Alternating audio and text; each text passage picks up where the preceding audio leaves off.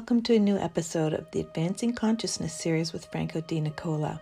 This is a place where people can come to gain further insight and clarity as to what is going on and how we can shift things on a personal and global level, while also accessing higher levels of consciousness and awareness. We bring this series to you free of charge so that many are able to access this information. However, if you resonate with what Franco shares and you would like to support his work, contributions are welcomed and greatly appreciated. A link is in the description and will be provided in the chat if you feel guided to do so. Also, we have many previous workshops, such as a couple of our most recent, Maneuvering with Neutrality and Alignment during this next wave of unfoldments, and Deprogram Clearing Empowerment Workshop. You could also join us in our membership program, Let's Talk About You, where like-minded people come together bi-weekly to talk about the topics requiring deeper understanding and clarity. All of these are available on Teachable, and we encourage you to check them out as they are great resources at very affordable prices to assist in better understanding this human experience. The Teachable link will also be provided in the chat and description. And lastly, don't forget to share. As the more of us coming together and creating a shift in oneself, the more effective it'll be to shift things globally. Thank you for joining us and being part of the change. Enjoy today's broadcast.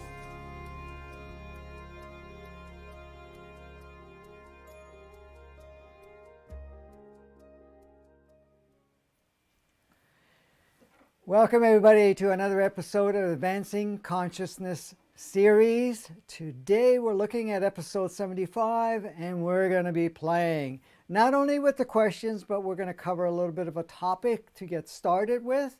And today's topic, we're going to look at the role of our former self. How weird does that sound? A former self. Who's that former self? You. All of us really have had other aspects of ourselves in this beautiful playground, and we're going to play with that today. Anyways, so normally we intend to start with questions and address that, but of course we wanted to talk about the former self. What does that mean, former self? Well, all of us are going through very powerful transformations right now on so many levels. Our energetic bodies are changing, our own bodies are changing, our human entity is going through upgrades, our soul's activity is going through changes, but also the playground. Now, all of us at one point or another, and at different stages, we adopted a version of ourselves. And when we adopted those versions of ourselves, we didn't not only defined ourselves and labeled ourselves a certain way, we took on a role. In most cases, those roles were entangled with whoever we chose to play with. Now, the entanglement did not stop with just people, but the entanglement was with the energies that were going on, not only from the lineage, from the area that we were playing in, and also the time sequence, or in this case, the state of the collective. So we've taken on roles. Now, we have taken on those roles because we believed and accepted the idea that those roles was required for us to be able to function and play on planet Earth, to also relate with others, to engage with others, to be able to feel that you're part of the groups that we would get involved with. And all of us start off with our small group, first of all, within families. Now, you could say, well, you know, I was an orphan or something like that you still have a family. You have a family because of the fact that wherever you are, wherever movement you had, wherever interactions at that point, that became part of your family. And all of it became somewhat what we can call influential in shaping your role that you've taken on. Now, all of us, when we take these roles, not only looked at how that served for yourself and for whatever you wanted to play within that environment at that time, you also kind of played various roles for other individuals. Now, how does that is established? Well, first of all, the interaction, there is the first level of communication where you're sharing with each other what is expected of sorts from each other. Who plays what role, how do you fit in, and so forth. That's the first part. But then we have a superconscious state, another level, a higher state that we, most cases, have been very unconscious of. And that state is where there is a higher level of communication that is established, and that higher level of communication is very much directed for you to be able to play very specific roles that may overshadow, in many cases, whatever the superficial or the surface role may be. And what does that mean? You may act and respond and take on various roles to facilitate each other. The facilitating may be in a sense of creating openings for each other, deeper realization. Sometimes it can be button pushing, and then of course that has become much more prevalent now. But at the same time, the roles would allow each individual involved to be able to complete certain parts of their journey. Now, each one will play a small part in each other's lives, and those roles would allow them to relive something, say, from a past, from something that they had agreed to come and experience here. So that's how the roles, that's the higher level. The lower level is just the interaction and communication. Now, these roles that we have taken on have modified, shaped, and evolved along the way. Because as you started off with the smaller nucleus or the smaller group, your role may have been established a certain way. But as more involvement came in, and what I mean by involvement, other people, could be extended families and so forth, but also going into the friendships of playgrounds and children and others so forth, and then going into the educational system, going into the communities, going into the different roles as we continue. Could be work roles, could be other levels of friendship roles and so forth, that there are other parts that are plugged in to ourselves to be able to play along the way.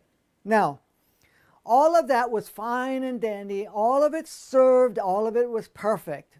Now, the part we need to realize, and I've talked about this a lot of times, those roles, all of them from birth till now, and a lot of it has been changing, and some of us started earlier to change that, were all constructed in a very locked in state when the inverted world was very active and really the level that we only had to play with of sorts. So basically that labels and definitions and those roles we've taken on were all very inverted 3D, where everything was backwards, inverted 2D, in some cases 1D. Highly doubted that you're listening to this if you are coming from that state. Some of us could have dabbled in there for a short while, but you're not, you can't be there now and be listening to this. You think you're totally out of your mind type of thing. But, so here we are. And this we're going through right now, energetically, encodements, and also our own self-navigated change. Because, you know, we've talked about we're having a massive influx of different energies. Masses of activations that are occurring planetarily and within our systems, plus all the energies and codes and portals and so forth, and a lot of exchange going on. But that's only a small part of it, or it is a part, but it's not the whole complete picture, because there is another part of you. There is your own physical innate consciousness of your body that is also contributing very powerfully to upgrade you, to upgrade the playground within you.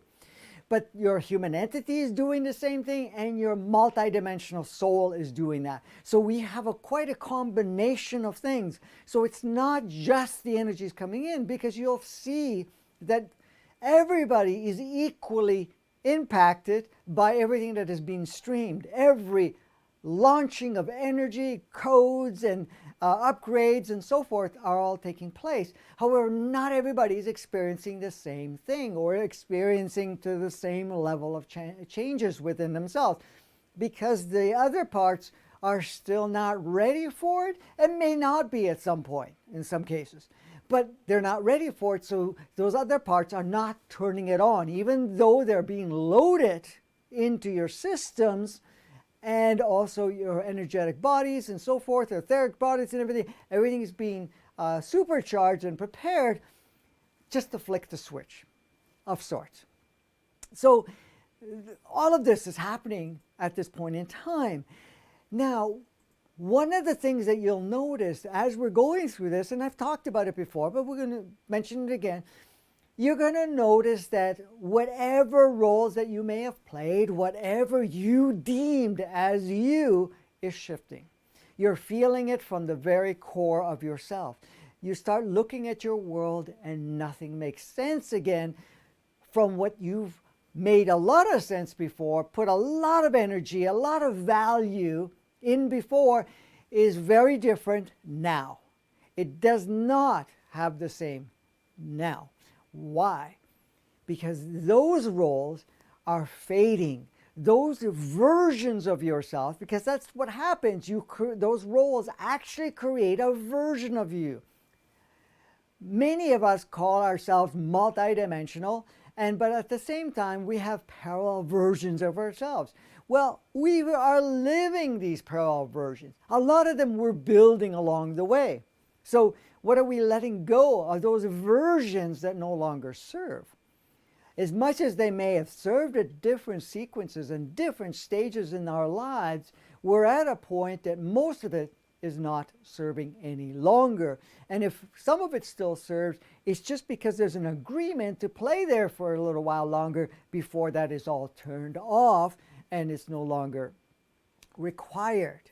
So let's get going here. Let's play with this. Come on. Sometimes this, wow, it's refusing not, oh, there it is. Okay. I was wondering where it went. Okay. Let's make it a little bit bigger. So, okay.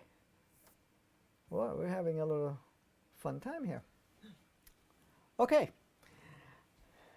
It's been a little funny today. Yeah, just like us. It must be this beautiful energy that we're getting in. What do they call it? The supermoon. Yeah. The supermoon energy that has rolled out at this point in time.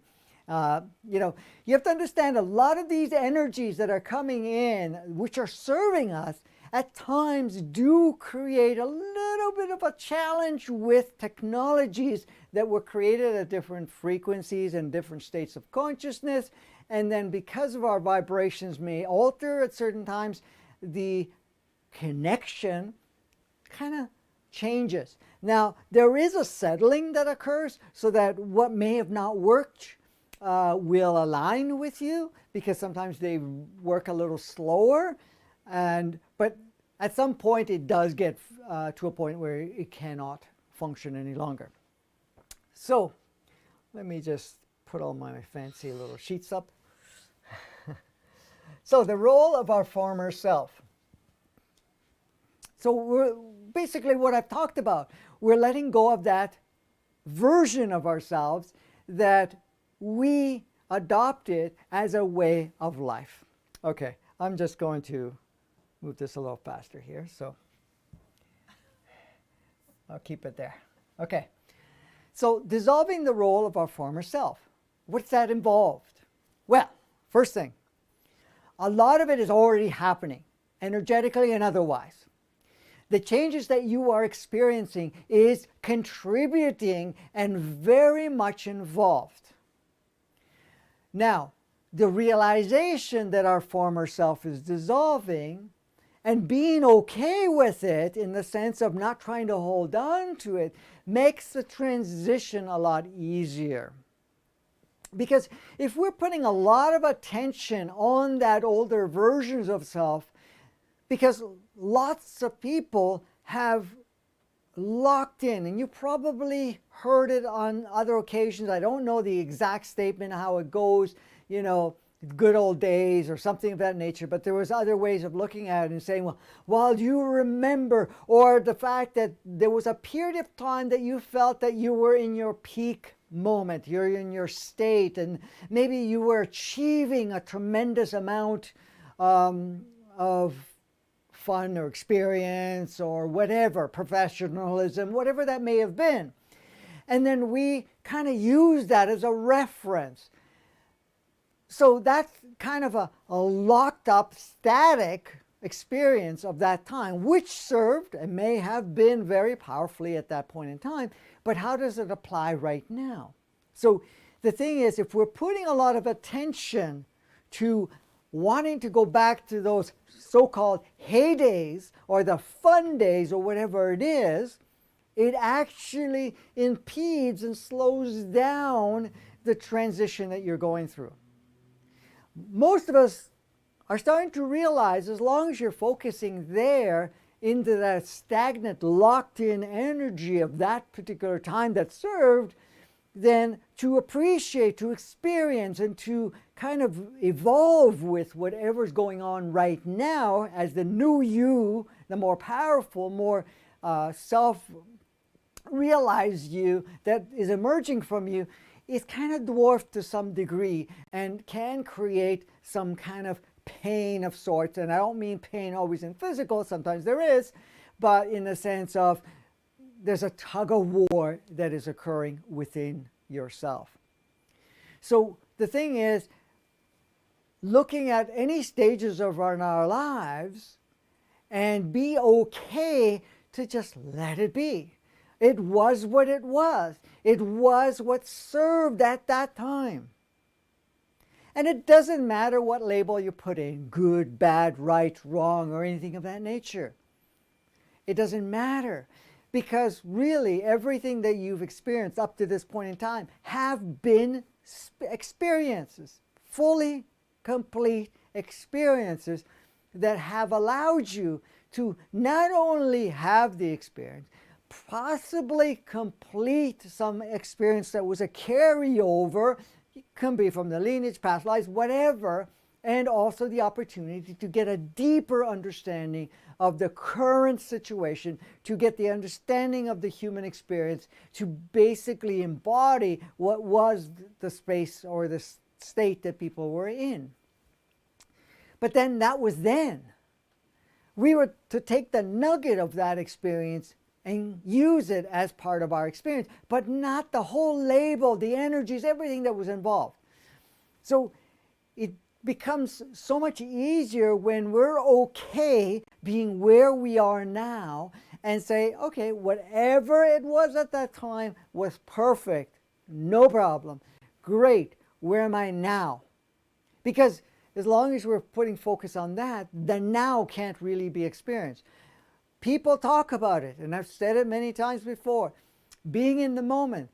But the thing is, here's the extra bonus to understand. Where are you in the minute? Are you in the minute focusing on the past? Like, I'm here and I only see the past? So then you're just dragging what you think is unfinished or what you think you want to bring in, and you're focused in the minute. In the moment. So if you want to go in the moment, truly you blank. And in the moment, you now allow those visions, those experiences to be created brand new that is not reflective of the old. That's the key part here to understand, because that makes it so much easier to move through it. And Kimberly may disagree with me, but maybe not. Okay. All right. This time I'll put my sheet up. Okay. So dissolving our roles from our former self. As I said, all the versions of ourselves served. but giving it the opportunity to say to yourself, and you could say this right now, I allow my former self to dissolve so that I can experience my current self. Okay, so somebody's going to say, oh, my current self sucks. It's not great. It's this or that. No problem. The current self is in transition. And you will notice that what you labeled as not so good, when you let the former self go, it will change your current state a lot quicker, and it can take more instantaneous shift in octave of that experience, not in intensity. Now, in some cases, it may be intensified because there's more fluid going on, fluidity, and more of those energy waves are caught so that you can let more of it go. So we're dissolving our former self. And I know some people do not realize that we have a former self. One we have defined ourselves with for most of our lives. That version of ourselves, like when people say, I don't know who I am anymore. What's happening? It's the former self that's dissolving. But they're using the former self as a benchmark, as this is who I am. Because you cannot, in any way, shape, or form, say, this is who I am. It's not possible. Because you're not stagnant. You're not limited. You cannot be boxed. You cannot be labeled, defined, or anything of that nature. You're pure source. Source having an experience. The experience is fluid, creative, expansive, enlightened, and so forth, and going through a process that is constantly moving, constantly expanding. You could say, oh, well, I'm the very essence, but when you're at that state, you don't have to say anything. This is the role I'm playing right this moment. And this role only lasts as long as it needs to last. And I know, because I stay fluid, that my role is always changing, upgrading, and shifting, and so forth. Why would you play certain roles? You're going to play certain roles because those roles fit with whatever you've taken on as what you need to do at that time. It expands you or does whatever, but it also interacts with others, creating an environment for others to expand. So all of this is a beautiful dance when you really, really look at it without having any of those parameters that we have set. So we've defined ourselves for most of our lives. Even the gender, I'm not talking about the gender of a physical gender, but what a gender means. All the labels of this gender is this description, and this gender is this description. But not only that, it's the description, if you look at it, will vary no matter where you come through, what experience you've taken on, and what your lineage extension is. So yes, we do have a former self. And the reason I say it's former self is because it is just that. Former, it's no longer you. And that's the part. Okay. Was it ever who you really are? That's the question you ask yourself. Is my former self, is the life I've led up to this point in time, whatever I've experienced from birth till now, was that who I am? Was that who I am? Or have been? Was that just a transitional adoption along the way? Or is it truly who you are? A reflection of what you came here to express and to contribute. That's the question. Some of you absolutely knew from day one when you arrived here that you came here to be a very unique expression. You knew who you were. And you maintained that to a certain degree. But at the same time, you may have adopted a way of life. For the majority, absolutely. We adopted a way of life. It was never our true expression, but it was a great experience leading it up to it. So was it you? Was it exactly who you are? What you came here to do? Because how many of us are stepping into our true roles? The role that we came here to play. The expression you came here to bring into this new world that we're unpacking. That does not demise in any way, shape, or form what roles that we have taken on. Because we have to understand, no matter what role you took on, what you played with along the way, it was creating a preparation for now. Preparation for you, preparation through others, preparation through the planet. So you can't say, well, I wasted my time to wait until this time. I've had to revisit that within myself because I came here right from day one realizing what I came here to do. Not only that, what to express, what to share, what to do, what was my work. But I was not prepared to do so because I had to integrate the human experience. I had to play various roles, some of it on the front end and a lot of it in the back end for a period of time. Did I come here 63 years early? It did look that way for me at first, but I realized that here we are. It was all perfect. And this is where all of us are at. Okay? So the question is your old life, the former roles, are they the truest expression of who you are? Because you could be right now and say, okay, I removed all those layers, but did you turn yourself on? Fully or partially? Well, what happens to most of us, we're turning up, we flick the switch, we're turning the dial a little bit at a time.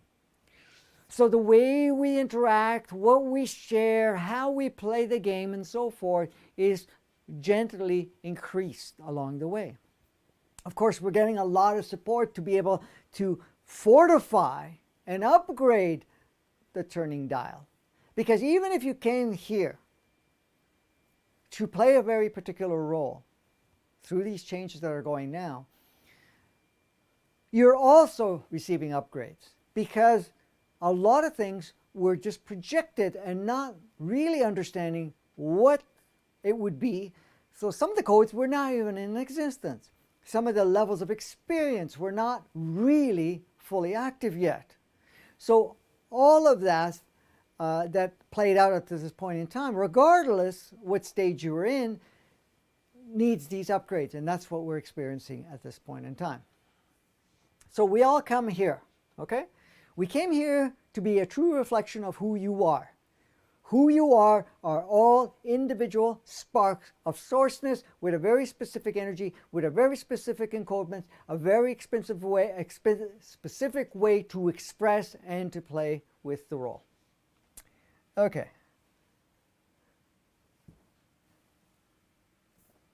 All right. How attached are you to the former self? This is a question you need to ask yourself. I know sometimes people say, well, if I let go of my former self, people will not recognize me. If I let go of my former self, I don't know who I am. If I let go of my former self, I don't know how to interact with people. Like, what do I do with my job, with my family, or friends, or partner? Because those people, those environments, those communities know my former self. They don't know who I am. So therefore, in the closet, I am being more myself. And when I come out of the closet, when I'm playing out in the field, I'm bringing forth the former self. Of course, we have more than one former self because there are many versions of ourselves. And I've talked about this before. Because you have a version of yourself wherever you're playing. You're playing with your partner, you have a version of yourself. You're playing with your family, you have a version of yourself. And that could be your immediate family, your extended family is another one, the work environment, through your community, your friends, or whatever it is. You have many versions of yourself. The call right now, as you know and you're feeling within yourself, you're letting go of all the former selves. All of it. And you're just bringing your true self. Your true, expanding, unlocked, self that is evolving along the way. And like I said, you're turning up the dial. You're bringing more of that true self wherever you are as you're going along in preparation. But the thing is, how attached are we to it? Are we that attached that we are going to have a tough time letting it go?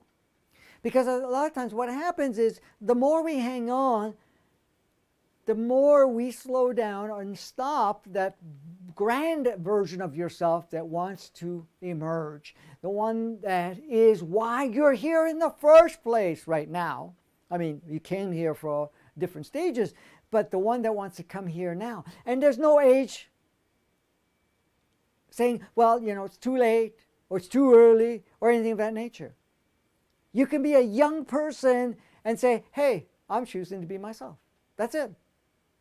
I don't even know who that is, but I'm going to let it flow through me. And that flowing is you turning on, coming on, ramping it up, and so forth. All of us have a unique signature, a unique frequency, a unique offering. It's allowed to bring it forth. So the question is, how attached are you to your former self? That's something you have to work with. Okay, have you noticed that you almost don't recognize that version of you when you look back in your life? Many of us that have already gone through a lot of transformations within ourselves have already stepped in to experience life on a different level. When you look back, you don't recognize yourself. Some of you that reflect in the past may even look at pictures, or if you're fortunate enough to have older movies of yourself, you can see and it can remind you of some fun times or whatever, but you don't recognize that version of you. The reason is that version of you is no longer alive within you. Is that a good thing or a bad thing? It's a movement. It is, that was then and this is now.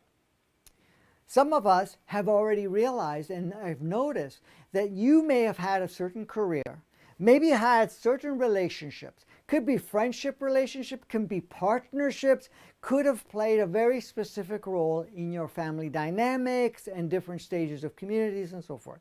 You spend time, you go into your mind and you start seeing yourself there. Okay? And see, pay attention. How much of that can you see yourself in there? Now sometimes you're looking and go, I don't even know how I could have done that. I don't even know how I was even fitting there, because you've changed so much. So it's an observation to see that you are making progress. Not that that was a bad thing and this is a better thing.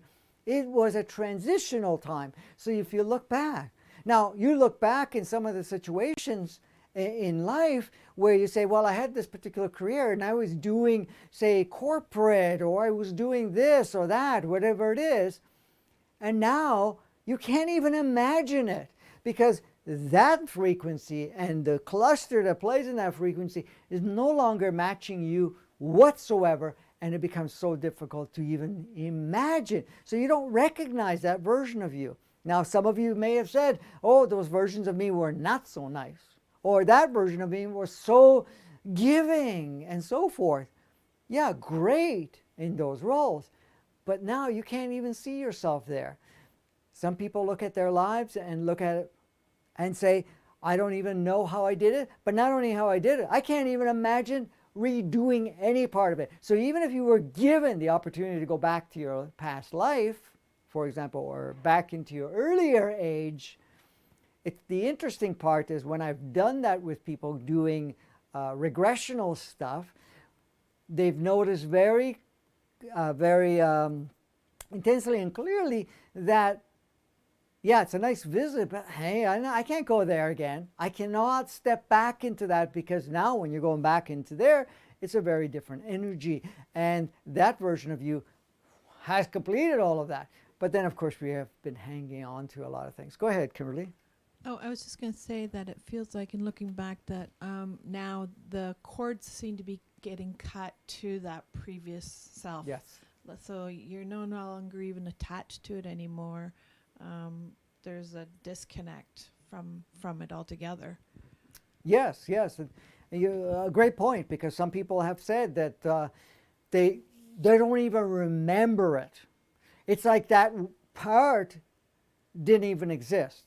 And I've seen it, because I look back at some of my times in my own life. Yeah, some of the roles that I'd taken on, which at that time was what I needed to focus on, because we weren't ready to do what we're doing now, and not ready on a personal basis, because I would have loved to be doing it personally on a larger scale. But at that point in time, because of the collective state and also people not being ready for it, I had taken on a different role. But when I look back, sometimes it's so faded away, like Kimberly was saying, that even the connections don't even exist. It's almost like that movie was erased. Is that what you mean? Well, go ahead. Yeah, there's no relating to it at all. Like, I mean, I look back at some of my life, and it's like that wasn't me, and I can't, like you say, conjure up some memories, because I guess they're no longer important, and I'm no longer in that field at all.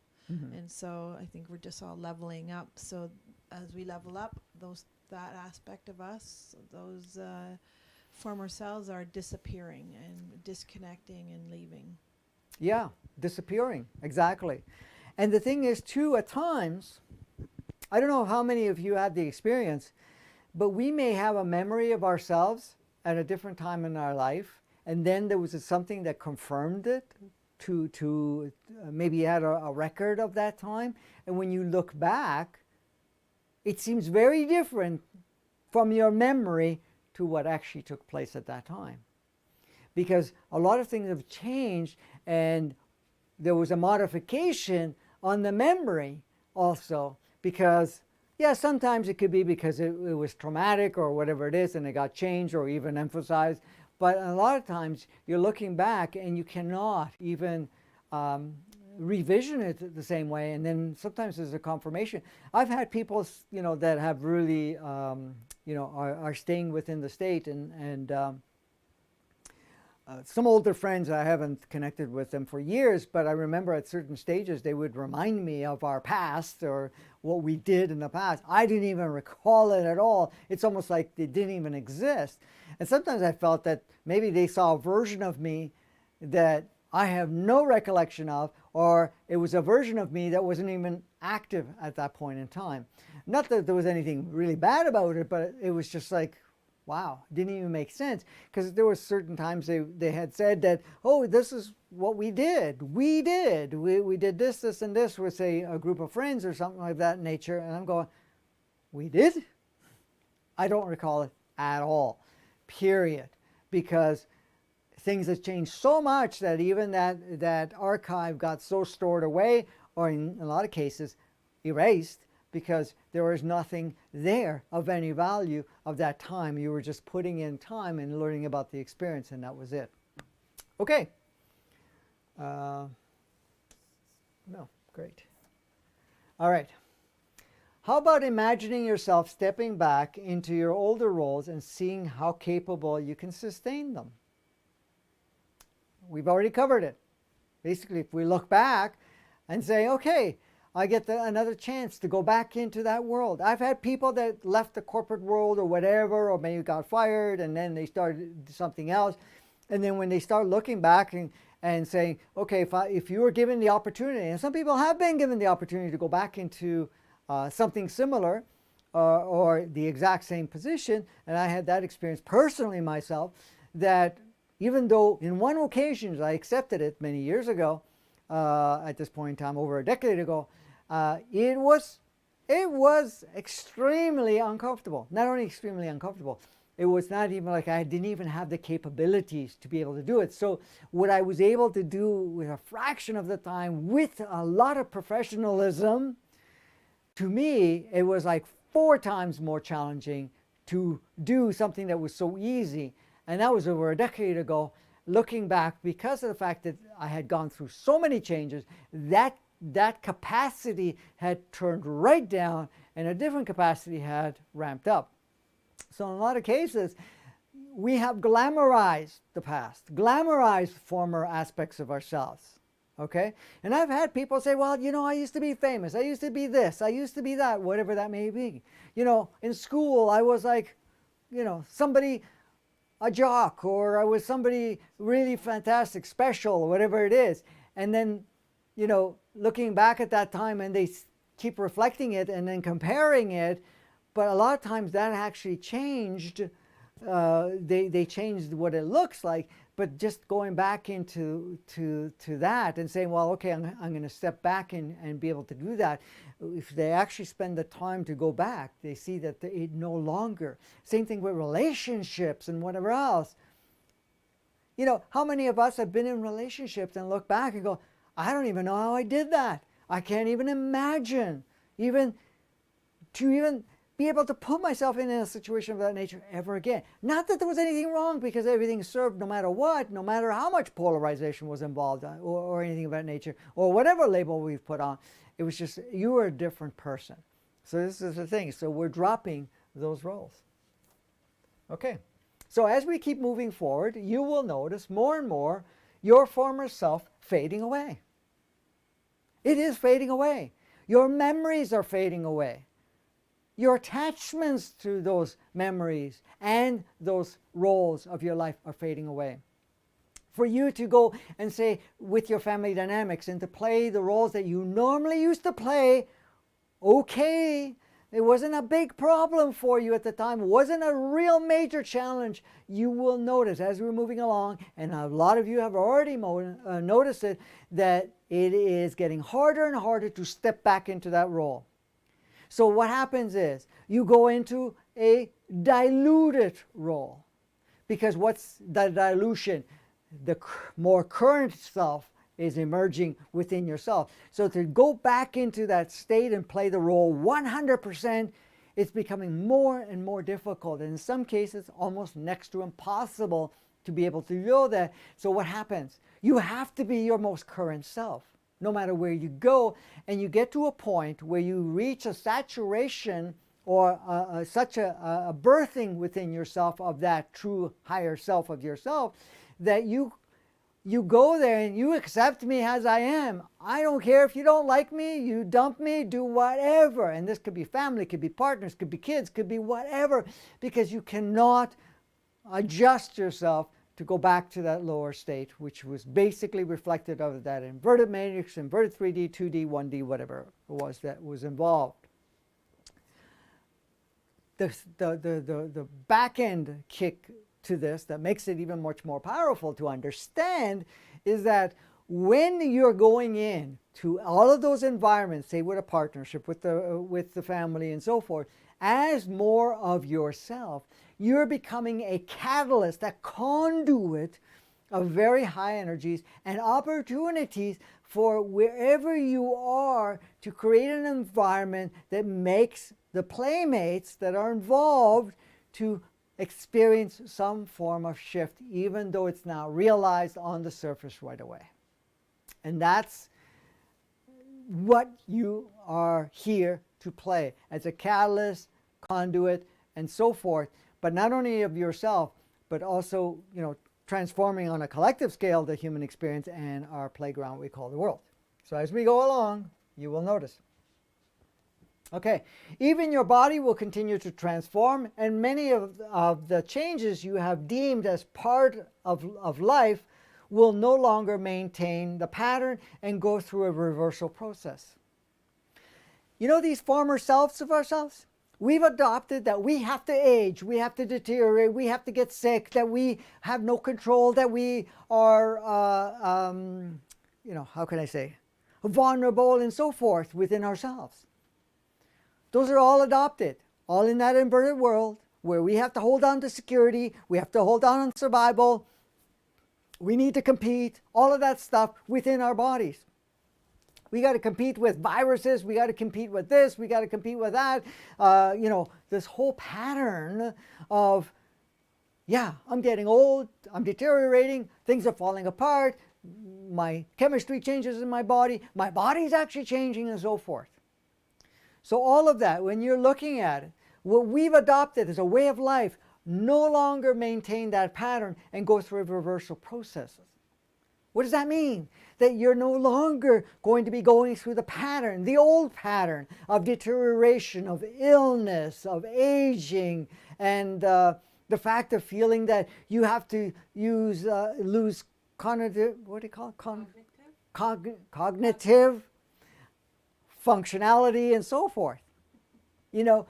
Because, oh, I'm getting old, I'm getting this, I'm getting that, or the fact that you have to live life under duress, where you have to be protecting yourself, you have to do all of that stuff. So all of that is actually, with all these things that are going on, are reversing and restoring not only our bodies, but restoring every part of us so that we no longer follow the old pattern.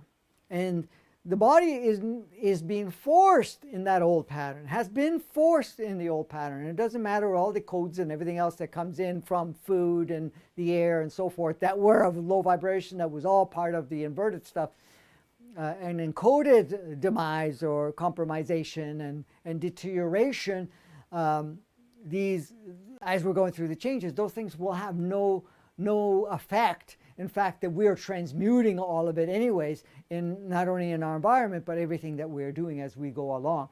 So this is the beauty, what you see of also playing out at this time. So as we go through it, you'll see more of that reversal. And some of you have already felt not only a renewal of your energy within yourself or feeling more excited, but also noticing that there are changes in the body. Part of those changes in the body would be a shifting in, say, your diet, what you consume, what you're putting your focus on, your attention on, what you're, taking in from say, the media, through whatever, and all of that is shifting, because when you look at the world the way it is right now, it's reflecting the old world. It's reflecting that inverted world. It's not reflecting the higher advanced world. There's going to be glimpses of it, like snippets here and there, and you will notice that as we go along. But at the same time, you will notice that you will have less and less, let's use the word tolerance for a lack of a better word right at the moment, of being exposed to everything that was going on, all of those lower vibrating foods and substances and so forth, and the media. And when I talk about the media, we're talking movies, we're talking about shows, we're talking about music, we're talking about, of course, the newscast and so forth. And also we have to also, whatever else anybody else is playing out there in the world, in the sense of, other playmates, what roles they're taking on and whatever it is. So you're going to also notice that you're going to become more discerning where you put your attention, where you put yourself in as part of your experience. Okay. We have not really experienced the true nature of our human experience. It's time for us to do so. I know a lot of you have felt that this is the human experience. You come here, you come play, and you look at it, this is the human experience. We have not lived the human experience. Not at all. Let me show you something. This is water. My artistic. Let's say this is the iceberg.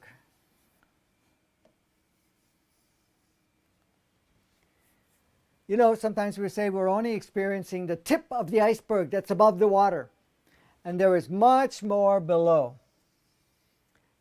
This is the human experience. So let's call it the human experience.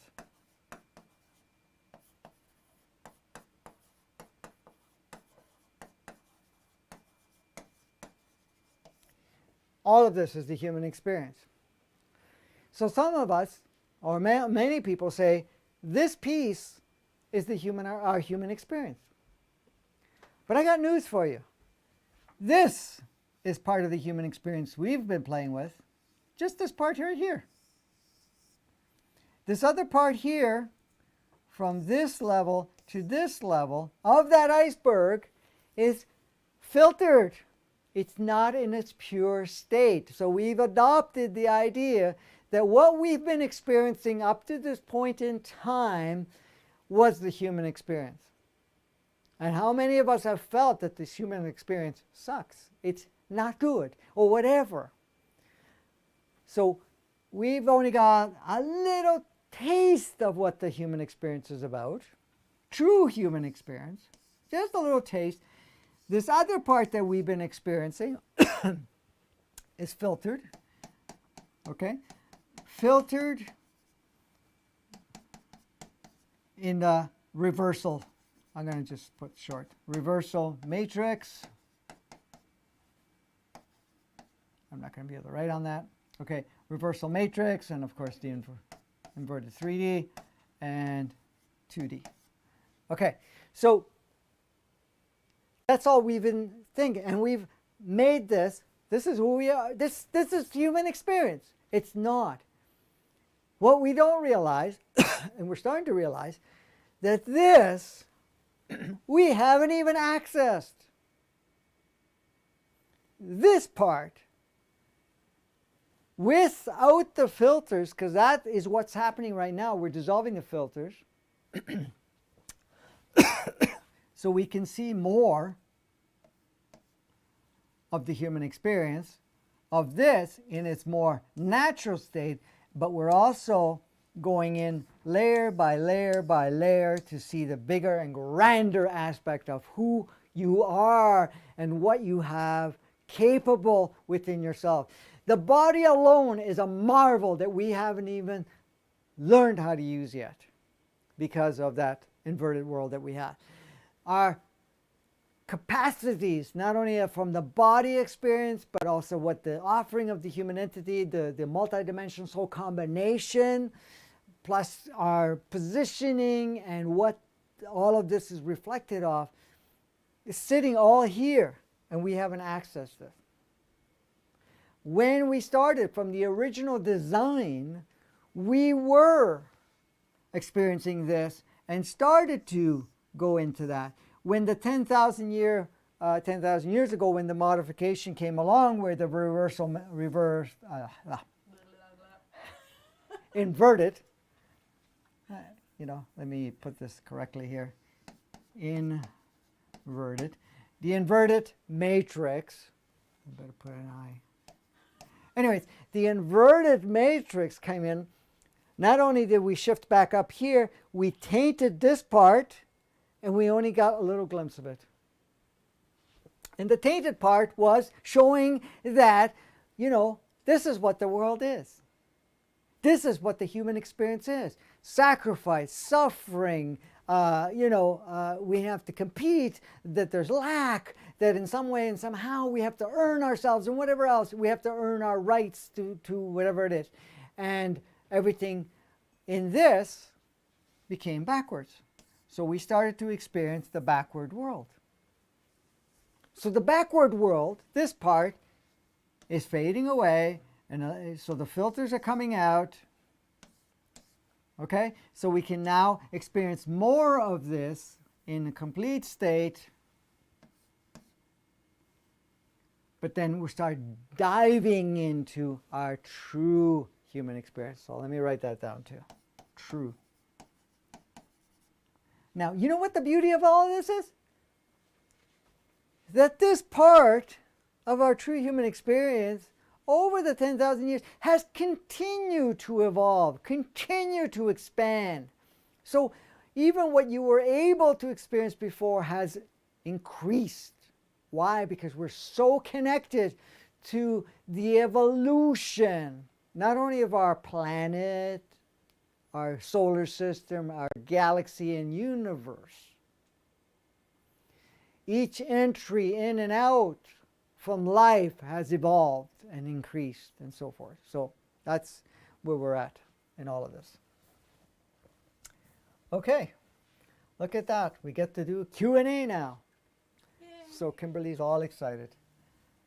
All right, let's take this out of the way. If I need to write on the board, I'll have a clean slate.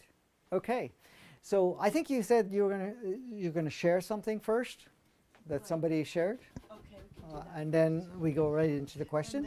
And then we're going to talk a bit about questions too, about what kind of questions. Okay. So should I do that part first? What if you like? Okay, so It's your first of show. all, I'm sitting here. I'm sitting because I'm sore. Yeah. Standing up. Okay, so first of all, I'm going to share a story that Franco was sent. So I'll read that first. Yeah, there's two stories, short stories. from the same person. Okay. Okay. Energies must be strong. I feel it. Things are coming out of me I've never experienced. Enough. My 10-year-old told me today, Mom, I've had enough and uh, F it, no more mask for me. We went into 3 stores and she was fiercely without the mask. No one said a word. Then I took it off. I could not hold it anymore, and I even confronted the school district. At the end, the lady told me, I learned a great deal from you.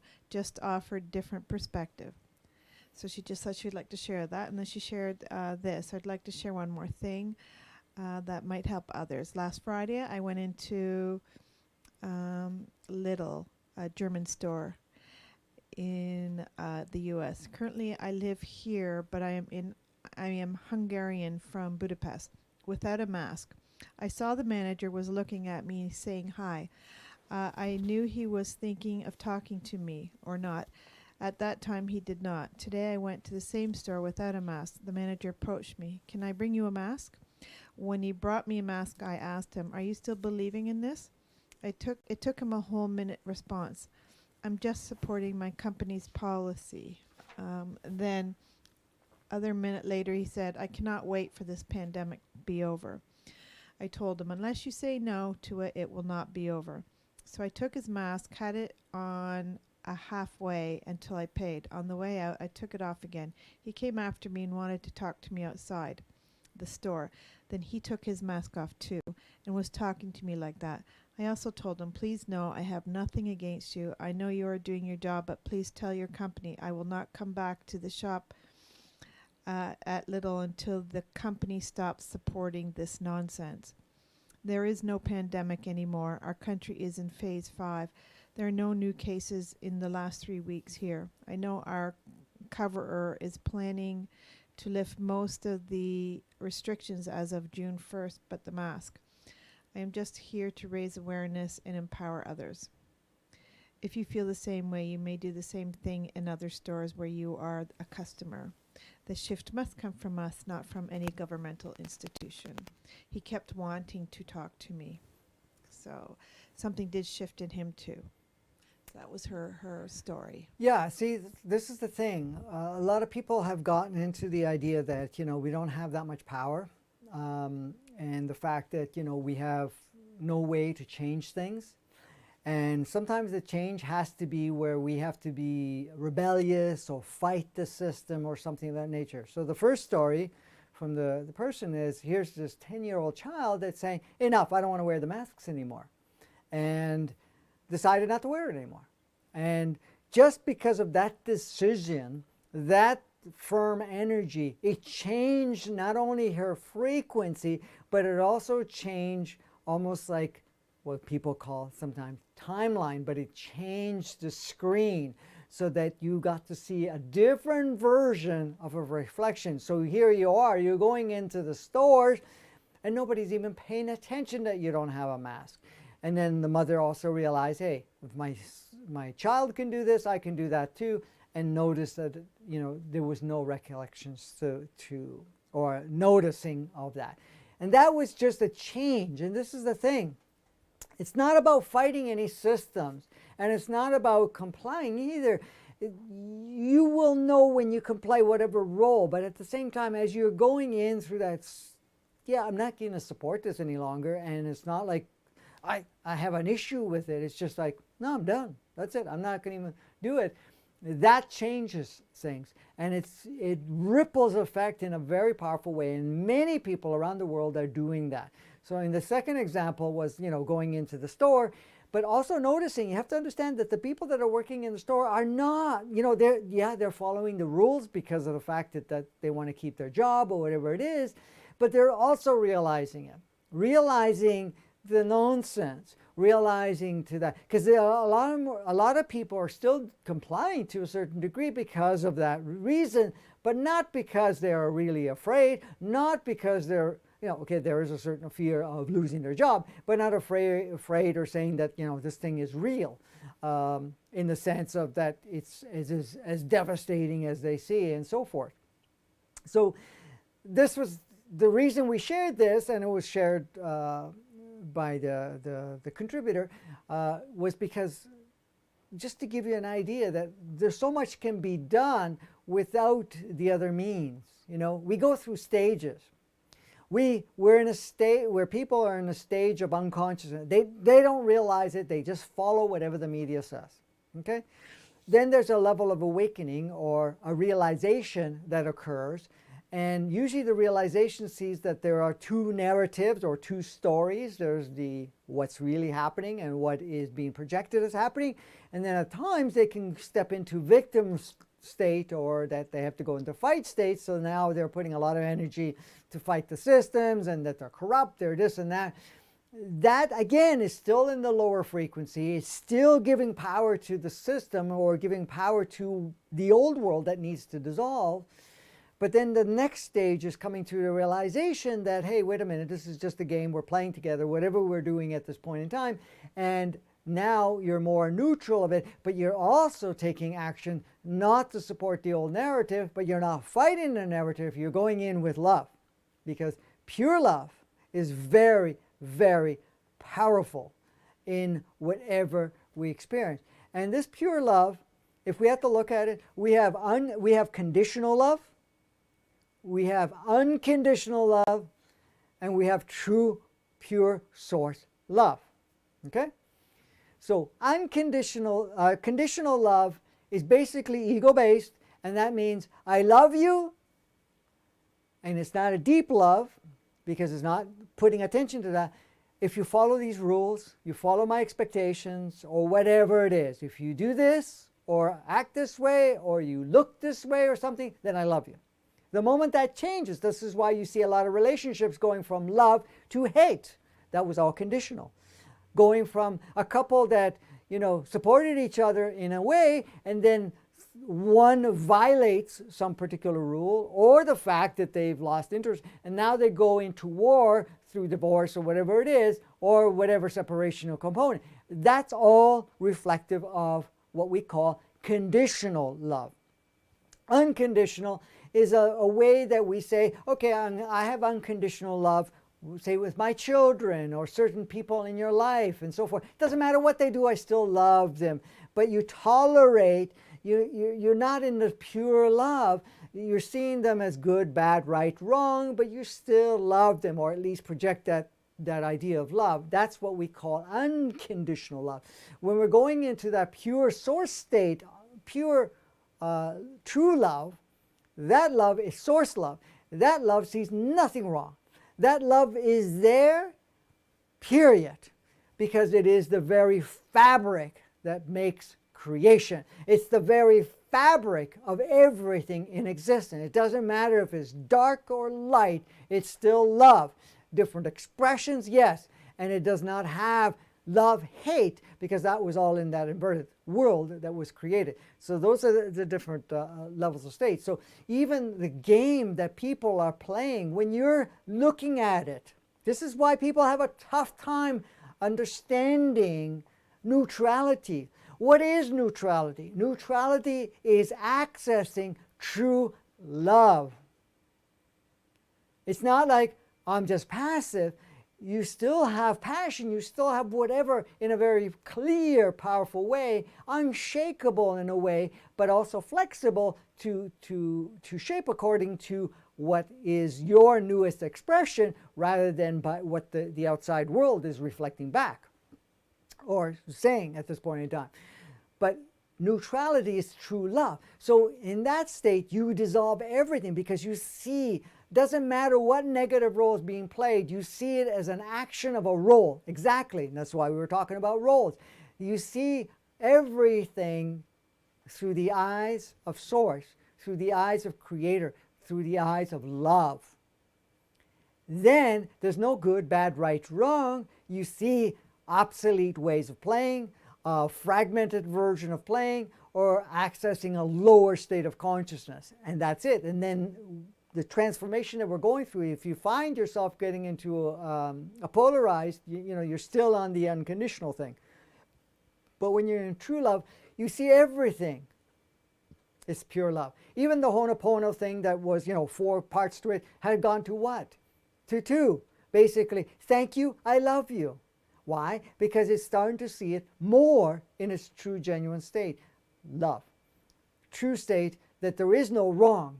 There are just role playing, and that's it. And that's how you create transformation. It's not about hating the people in power. It's not about, hating the systems or anything about nature. See it in love. See the beautiful creation, but also recognizing the obsolescence or the obsoleteness of that experience, and say, okay, now we're going to upgrade it, transform it, because it no longer serves us, because we are stepping out of that polarized world. That's all I wanted to say. Fire away with the questions. That was good, honey. Yeah, it is all leaving, and it's not even looking at what's going on necessarily. Like you say, it's being neutral to it, because it's already been determined. We're not going down that dark path. We're going down a different path altogether, and you have to keep your eye on that path and not keep looking at what's currently playing out, because it's playing out for a reason, and so that's where the neutrality has to come in, because without all that playing out, none of these changes would be happening either. So it's really important that it is playing out. And so we've got to recognize with change comes some seemingly painful parts. But if you can stay in your true nature of who you are, then the pain doesn't need to be there. You can just look at it and say, okay, that's a necessity of where we're going, and it's going to play itself out, and we are going to step out on the other side of it. Not put your attention there and just look at that and live from that place. It's living from within. Yeah, and a lot of people talk about splits and stuff like that. We have a platform that we're playing with, which is pure organic fifth dimensional consciousness. We have also a organic third dimensional consciousness, and then we have the inverted world, the old inverted world. The majority of the people are still playing in the old inverted world, and many of us get pulled into that. See the beauty of it, and seeing it from a vision of love, you see all of that. Now, what's going to happen? Just to give you a little piece of it, that with all of the stuff that's going on, what is getting more chaotic? It's not the organic 5D, organic 3D. It's the inverted world that's getting more polarized, more intensified. But the thing is, many of us are dabbling in all of that. So if you're looking at the inverted world, you're looking at the reflection, you're going to see more of that inverted world crashing, intensifying, and changing. But if you stay in that pure essence of your organic 3D and organic 5D, you're not affected in the same way. You take action in a different way, where you actually contribute to making the changes rather than. So is it going to look more chaotic? Yes, if you're dabbling deep into that inverted world that is crumbling and changing and intensifying. Why? Because many people are still asleep in that state and want to shift out of that, but may require that intensities to be played out. Some of the intensities are what we're already experiencing, and may even go further in some cases, more instability in that regard, but also can be reflective on Earth reflections. But the thing is, as you're staying more in that pure state, and that's why you're letting go of that old version of yourself, all those old roles that you've taken on, the former self, because as you let go of the former self, there's less draw to go play in the inverted world that's still playing out. So all three are playing out at this point in time, but it's up to you where you play. Okay. So I guess we'll move on to questions now. Yeah, I think we covered it all for today. Okay, go ahead. Now I wanted to, Frank and I talked about this after last episode, because we get so many questions, and really probably kind of impossible for us to cover every single one of them in realistically speaking. So what we would like is to focus on questions that are current to us moving forward now, and to help us move forward now. And I know, because there is lots of curiosity questions, and they can be fun to look at, but at this time may be more of a distraction and maybe not as beneficial to what we collectively need to be putting our attention on. So I just want you to keep that in mind when you're putting your questions out there. Is it something that we can all benefit from? And is it to do with what we're going through right now, like that is going to assist us to move through this in a better way. And, we do appreciate for sure all the questions. Just to streamline a bit, because we won't get through them all otherwise, because, they can be an endless stream of questions that come in. Yeah, we're going to do more Q&As along the way with topics in the beginning. But at the same time, like Kimberly was saying, we want to focus on questions that help us move forward a much more powerful way right now with everything that's playing out. Because, some of the questions, are looking at certain things that may have happened, or certain things that, are on other realms that, unless they really impact where we're at right now, then, it's great. I'm not saying we'll never address it, but that's not going to be the ones that we're going to play with. Because right now, these Q&As are there to provide you whatever tools you require. If you need further clarification or redirection, stuff like that, that's what we're doing. The whole focus of the series is to advance us, to help us as much as possible to trigger more of your own inner knowing. Okay, so with that, we will start with the questions I'm asking now.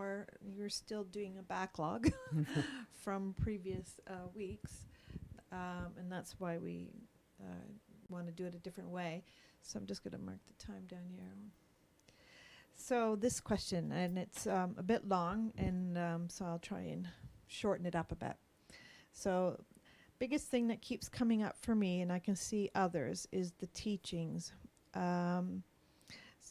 They seem to teach, like different teachings, seem to teach heavy resonance with the egoic mind and emotions, asking us to align our thoughts to that of our inner being.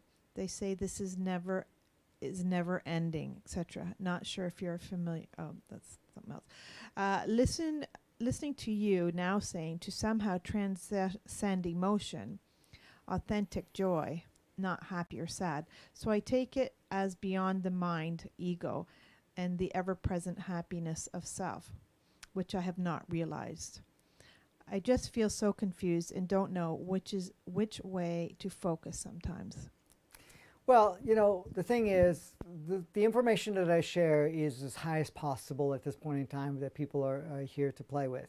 I don't give power to a lot of the older formats that really still reflected the inverted world. But at the same time, you have to use your own internal resonance, because what resonates for you once before may not resonate for you now. And the only reason that is, at that point in time, the focal point of that information or whatever was being played out was still serving in one way or another to achieve certain things that you had specifically chosen to achieve or experience within yourself.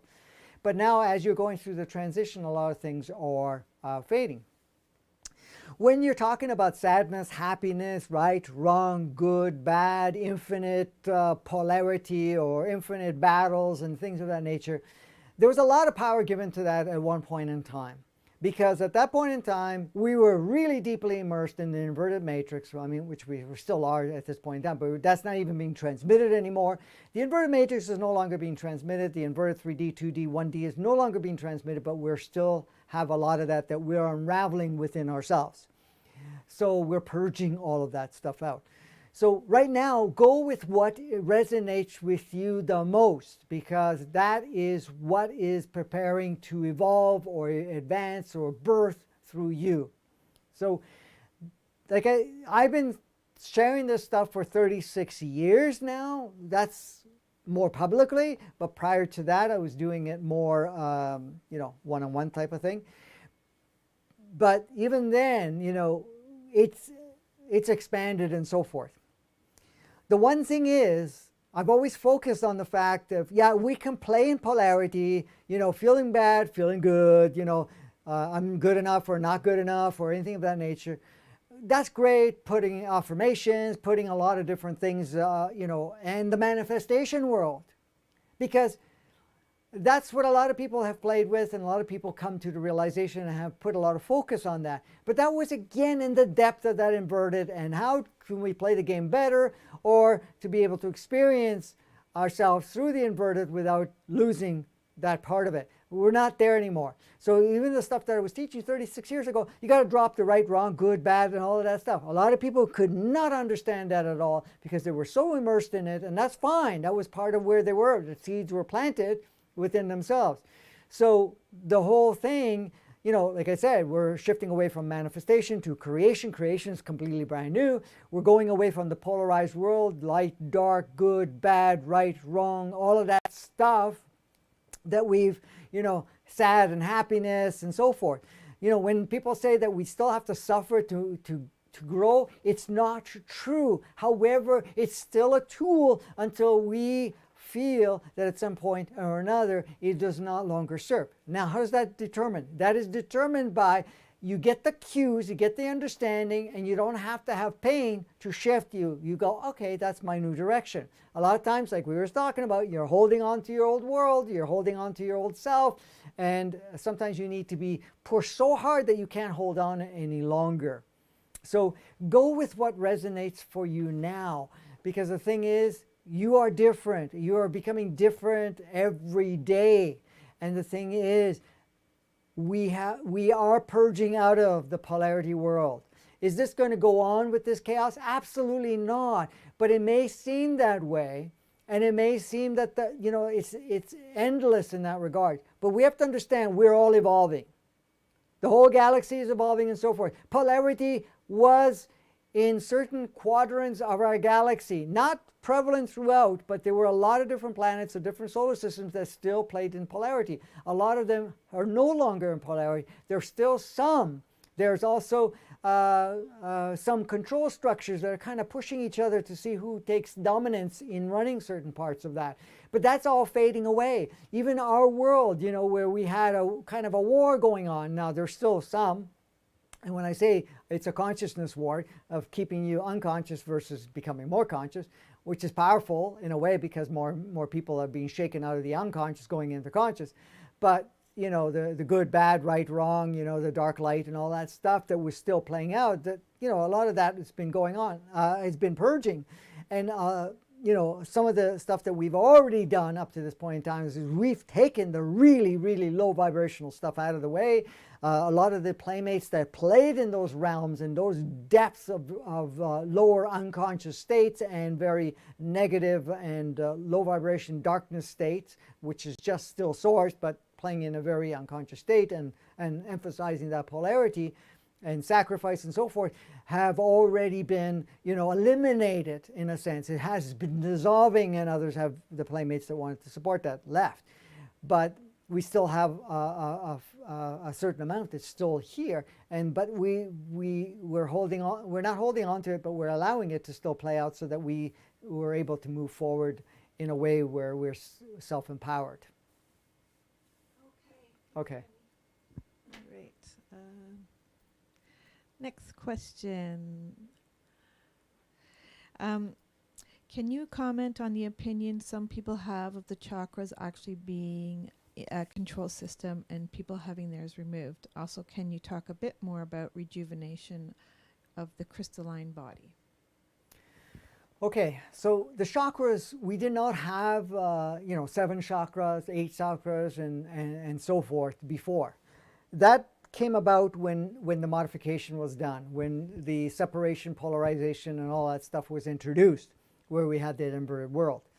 Before, we were a channel of communication, a connection. It was not isolated as connection points, okay?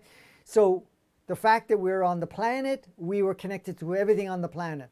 Our human entity was completely embodied.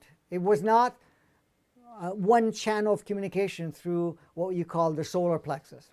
The sacral, meaning that the connection to other bodies. We were already always connected. It did not need to have, because when it was separated, there were filters put in, reducing input.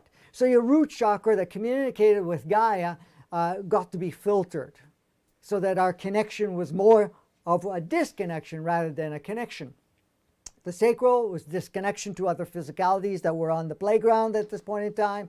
The sacral being from our human entity and all the wisdom that the human entity gained, which is basically the the earth-based souls. The heart chakra, which is our connection to our multidimensional soul, all of that was all embodied. And of course, all the different chakras. So then they were put in. What's going to happen along the way, and a lot of it is changing without even taking, the process of having it removed, because a lot of people may not be ready for it.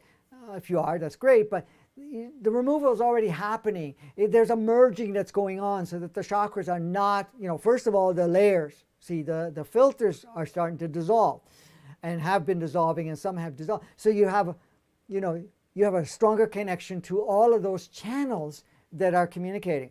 So those things are dissolving, right? So that once it's dissolved and all of it is established fully, then the need for that dissolves too. So you're not going to have the chakras anymore. It's going to be one unit that communicates with everything.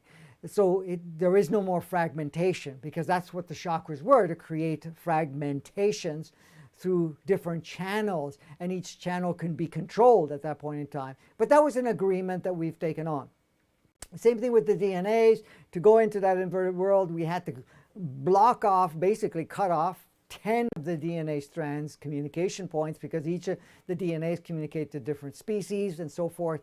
And so to cut those off, because they were evolving too quickly for us to be able to have that filter in, because it would have been harder to control us. And at that point in time, filter the two that were left live, at that point in time, and one of them that was left live was the reptilian one, but at the same time was left live, but through filters, so that we would. So all of these things are going through a transformation right now. So once it's filtered out and there's more streaming, the unification is occurring. Now, some people have gone through where the very little of the chakras are even active anymore, because they've started to merge, and it's no longer required. What was the second part of that question? That was the chakra one, and is that on my mic? Yes. Okay.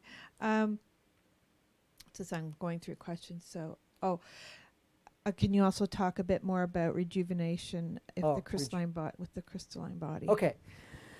So our natural body at this point in time did not have an aging program as what we've been experiencing up to this point in time. Now, the aging program has been reinforced because of the belief systems that we've taken on, and also replication. This is part of the manifestation part. We manifest because we observe others having certain experiences. So we see people in our lives aging. So what we do unconsciously, in a sense, we mimic that pattern of aging. Depending on how you create an association with whoever you're observing, or clusters that you're observing. This is why, people that are put in old age homes and so forth, they actually age a lot faster, because there's a lot of others that are reinforcing each other, the aging process, the deterioration process, and being sick, and then dying. Where the older people that are surrounded by young people, like kids and so forth, they don't have as much feedback to reinforce that pattern and program of aging and so forth. That's just an example. Now, with all these energies that are changing and so forth that's happening with us, and we're going from carbonic base to silicate base to crystal base. We have carbon, we have silicate, we have crystal. All of them were always there. Just the ratios have changed to be more carbon. More carbon meaning more association to a very slow process and carrying less spectrum of frequency and light within it. It's an absorbent of sort. Silicate, at this point in time, able to hold more codes, more energy, and more vibrancy. And then crystal itself is actually even further. It carries more light codes, more fuller spectrum, more higher vibrations. And this is why people use crystals, because it does charge with the energies around it and holds that charge. So our bodies are going through that. It holds the higher vibrations and able to hold more of the fuller spectrum. So going into that natural state, we're actually reversing the process that we went, because we were crystal, silicate, carbon. Now we're going from carbon, more carbon to less carbon to more silicate, and then much more of crystals. So the process is reversal. As we go into the crystal, the aging process actually is no longer supported in the crystal base, and the fact of not only aging but even deteriorating at that point. So the more crystal you are, the more energy that you carry, so more vibrancy. And there's a reversal process, which is kind of what we talked about earlier.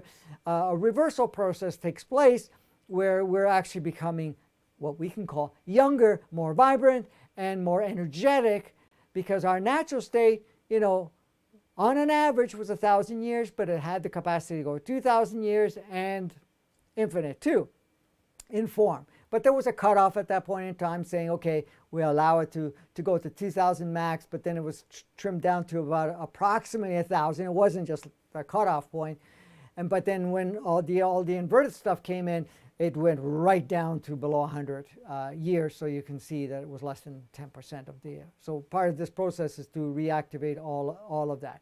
How many bodies are going to choose to be here and go through that transition? It all depends on what state they're in and what the interest of that, because many of the newer ones coming in at a later date will be able to have that right in them. But the ones that have been here are going through the transformation.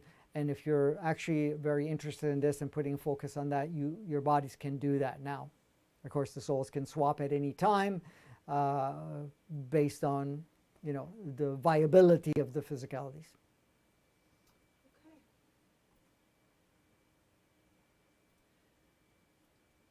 Next question. Okay. Sorry. I noticed that certain things have me concerned about governmental regulations that put me into a bit of a panic about a peculiar situation. Can you just comment more on that? Yeah, so if you have governmental regulations that are pushing your buttons of sorts and creating concerns and so forth, write it out. Write out what the concern is. Okay, the regulation is this. Then you ask yourself, what am I concerned about? Look at the story behind it. It may say it's going to remove my freedom, or the fact that they may compromise my body, or the fact that I cannot live my life, or that I may lose everything that I have in my life as people or resources or anything of that nature. You want to look at the stories, but then look at those stories and go deeper into the story, because it is just that. It's a story. When we're looking at our true nature, we don't give power to stories.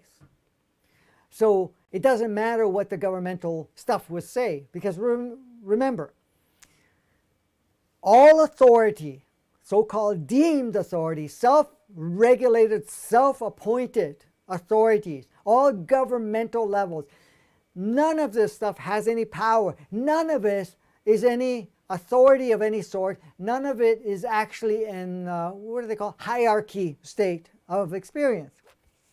Because there are no hierarchy. They're self-appointed. It was all appointed and staged that way to create this boogeyman that they're in control, they have the say, and so forth. Now, we bought into it and we've been supporting it. Every time we're afraid of it, each time we reinforce it, it still gives them power. But when you're in that neutral, ultimate love state, what ends up happening is your interactions with them will change. Those limits that were there, that you are taking in and giving power to, start to dissolve. So then all of a sudden, it's like the story we were saying earlier that somebody had shared, will start to shift. So you want to look at your story, your program, your belief system of what it brings up. It can bring up fear, it can bring up limitations and so forth. So you want to address that. Acknowledge all of them. Thank all of them, love all of them, and just let them free. And that's what you end up doing. And you always activate within yourself, I choose to experience true love. And that is pure source essence of yourself. All right, next question is, you have told us the moon has been taken offline and is no longer projecting the frequency that supports the inverted matrix, yet the tension, the fear, the control structures on our planet are stronger than ever. My thoughts are that they are possibly using the hundreds of satellites surrounding Earth to continue to hold up the low, negatively polarized frequencies of the inverted 3D matrix. maybe that is why we are seeing the tightening of the control structures and taking away the freedom on a global scale rather than the birthing of freedom. We should be living in an organic 3D and 5D. Is this true? Okay. It doesn't matter if it's cellular, if it's satellite, or whatever is being bombarded. Yes, those frequencies may support the lower frequencies. Absolutely. But at this point in time, the reason that we have such increased polarity, it is a shake-up, wake-up for many of the people that have gone a little comfortable with accepting the world as it was. Yes, the moon is no longer transmitting the inverted matrix. The inverted matrix does not exist. Only the organic matrix. But the organic matrix works with us. What happens is we still have all the programming, conditioning, and structures that were made up on that when the inverted matrix was alive and well. Okay? So now, what inverted matrix exists? Within us. Because many of us are still giving power to the control structures, to the systems, and so forth. And also, again, the energies that are coming in, that are supporting us, fortifying us in a very powerful way at this point in time, is assisting us to break out of the inverted matrix pattern, because it is an established pattern within ourselves and within the systems. So the lockdowns, the intensification, the offerings of the V's and whatever else are just choice points and pushing us to the point of saying, you know something, we're done. Thank you, I love you. Absolutely. But we're not supporting this. We're not going there anymore. You have noticed, if you pay attention, how many more people are no longer accepting the restrictions, the mandates, and everything else. More and more people. There's still a lot that are, but a lot of people maybe are not acting out in that way, but they're already creating more confusion with them. It doesn't make any sense with them. But others are saying, no more. This is why the larger demonstrations across the world. This is why the non-compliance is increasing more and more. So, because more and more people are being pushed and pushed and pushed and finally say, enough. They reach a saturation point, and not because enough because I can't stand this anymore. It's like, enough, I'm done with this game. I'm not going to support this game. I'm not going to play there. And then each one that's doing that is a powerful conduit to unveil the true nature of ourselves, energetically and otherwise. So this period of time from now till pretty well the end of 2022, and it could end a little sooner. The indication is not 100% firm, but the full intention from a collective point is to cut it off at the end of 2022, is to really accentuate things to the max. So it's going to seem as crazy as possible, but more and more people are coming on board, more and more people are coming together, and more people are saying enough of this, and then they're now going into a higher state where you're changing. So you can see that the systems are crumbling. You can also see the inverted matrix does not have a grip, because the inverted matrix, by the way, is really relied on our egos, which is a software program that actually supported that inverted matrix, supported the inverted 3D and 2D. It's still active within ourselves, but it is short-circuiting. It's no longer supported. The only support it gets is whatever the media is transmitting, what the satellites are transmitting. But even that is losing its capacity for it. This is why the media is still pushing that inverted matrix, because the inverted matrix is no longer alive and well. But if we keep streaming it through you, reinforcing what the ego has been ripping on, then it still lives within yourself. But the moment you're shifting, it no longer is supported. And this is why. So the choice that was made to give the opportunity for many of us to reach an empowered state and also to create a shift within yourself, the accentuation of polarity has been agreed upon to be ramped up and to be experienced in a powerful way. Thank you, honey. Next question. Okay. Are other vaccines, such as the shingles vaccine or the ones children are currently receiving between 0 to 14, a real one, or does it have the same objective as the COVID one? No, it's a little different. But at the same time, if you look at the baseline objective, it is the same. It was basically to create such a powerful disconnect so that you're not able to access higher consciousness. Impeding the brain, which is basically the processor, the computer, so that it would actually be able to process higher consciousness and also change the reality. That's what that is. The one that's being offered right now for this so-called, pandemic thing, that's the next level. In fact, it actually impedes more of the DNA, which is basically where we're starting to stream more of this heavier consciousness, because the DNAs actually are not only upgrading, but are coming back online, that actually receive upgrades from the contributors of those particular species that were the offerings that make up the human body. So those channels are coming in at this point in time. The bottom line, yes, it's pretty well the same, but this introduction of this here came in to be able to catch the ones that are further. Now, yes, is the intent to create a reduction in population? That is in there for sure.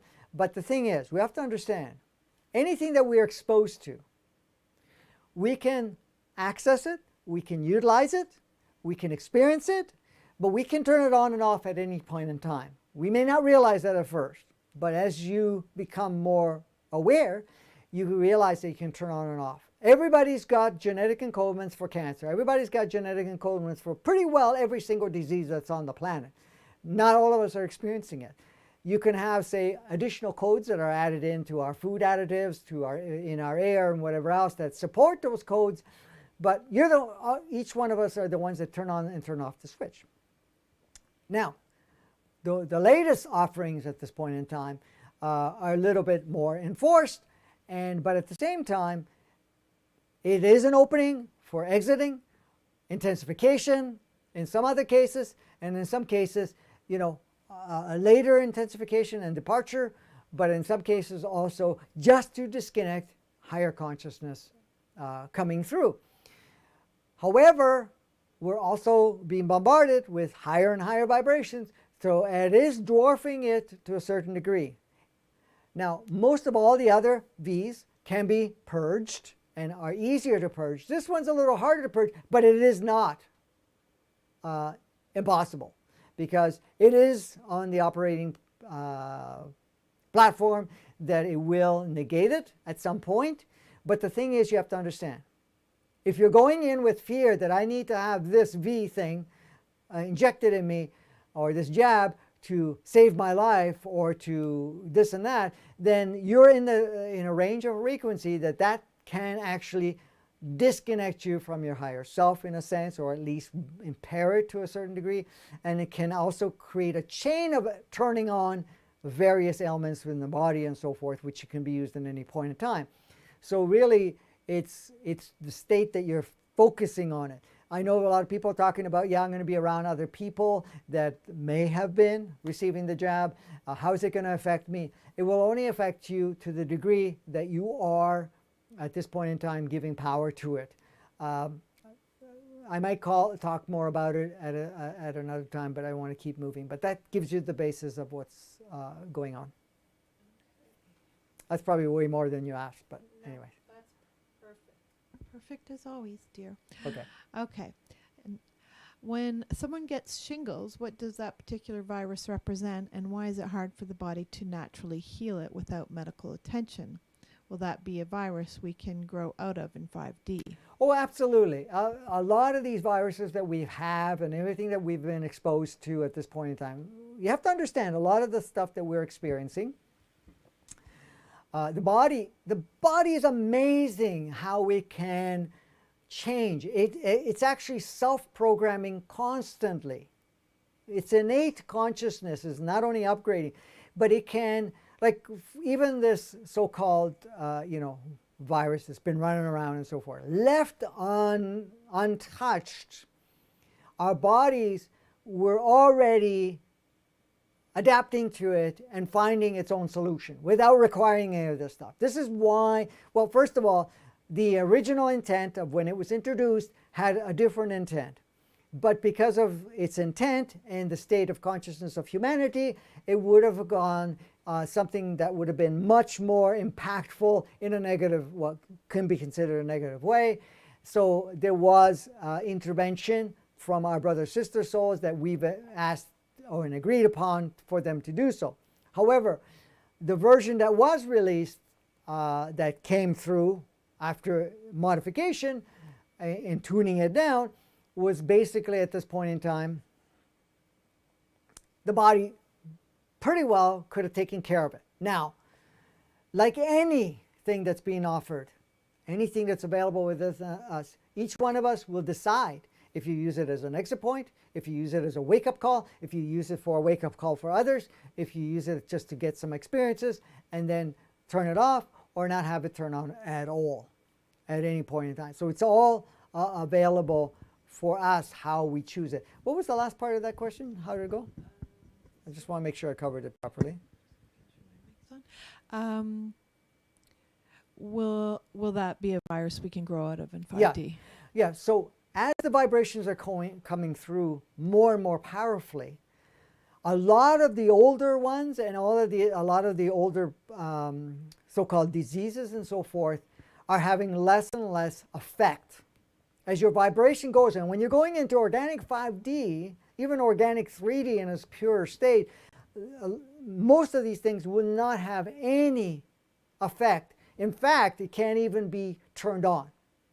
So yes, it's not going to be affected. And even the latest one that we're being offered now, and including the solution, would not be able to affect and work in those ranges at this point in time. And we're setting it up that way. So it's really serving where it needs to serve along the way. Okay, next question. In the everyday interactions, how to distinguish between an extra and a person who has chosen to experience life in a devolving path? How do you perceive any one of them? What kind of difference do you feel? Someone else asked in the chat for you to talk more about the extras. I mean, you've talked about them quite a bit in the past. About it quite a few times. In previous episodes, there is, I'm not sure which episodes, of course, but we do so many, and I cover so many subjects. To find a way to do the search thing so people can find that information. Yeah, it would be nice. At one point, we'll have somebody that actually can break them up and do some smaller videos from the originals, just isolating the Might topics. have been even in some of the earlier ones of the Advancing Consciousness series. Yeah. So I know you have talked about it quite a bit. So regarding the thing is, it doesn't really matter when it comes to defining who they are, who they're not, because the thing is, everybody's playing a role. It doesn't matter if they're extras or if they're active. The active has multiple layers to it, and so you have to understand, everybody on the planet is still source. Everybody here is an expression of Gaia. They may not have a specific signature of what we can call human entity and a specific signature of a human soul, but they are connected to different clusters, and they will connect with whoever they're playing with. So it's like, okay, you're in my environment, I'll play whatever role you need. If you need to say, well, how can I tell? You can usually tell that there is a different energy about them, and the energy is like a voided energy. It's not like a stronger life force. And that is because you're not sensing a full-blown multidimensional soul and a full-blown human entity, or what you call earthbound soul. Sometimes some people are very good at looking at somebody's eyes and seeing that they're not there, but you can't always base it on that, because sometimes we are void of sense because our souls may step out temporarily for a period of time. But you can kind of tell. But it doesn't matter. Doesn't matter. You can have extras in your life coming through you. It could be one of your children, could be one of your family members, can be just friends, can be people around you, could be people you don't even know. There is no limits to it. But don't put any power to it, because they're there to play a role, to assist you, and so forth. And the thing is, it's not like, oh, it's just all outside of us. It's intermingled in all of us at this point in time. So that's okay. You know, we don't have to wrap our heads around it, because the ego is going to make a dance out of it. You know, just like, okay, this is one of my kids this, or my parents this, or my family members this, or whatever it is. That's just the ego trying to grab at straws, trying to make a story out of it, bring in fear, bring in the fact of judgment. Play, enjoy whoever is in your space. Resonate where you resonate, where it doesn't. Where you feel like, okay, this is no longer a dance, that we want to support each other. Okay, thank you, I love you, see you later, type of thing.